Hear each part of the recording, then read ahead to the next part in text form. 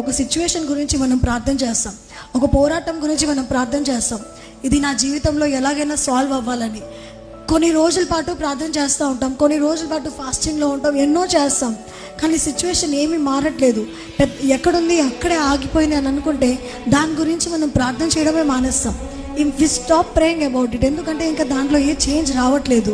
ఒకవేళ మీ జీవితంలో కూడా అట్లాంటి ఎండిన పరిస్థితి ఉంటే దేవుడు మీతో అన్న మాట ఏంటంటే, నేను దాన్ని చిగురింపు చేస్తాను. I'm going to solve the problem which has been for years.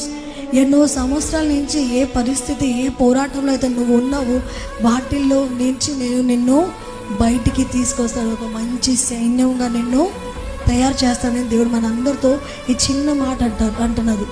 దావీదు దేనికి భయపడలేదు. గొలియాత్ని చూసిన వెంటనే ఆయన అసలు ఏమీ భయపడలా. చెప్పాలంటే చూడంగానే విశ్వాసంతో ఒక మాట పలికాడు.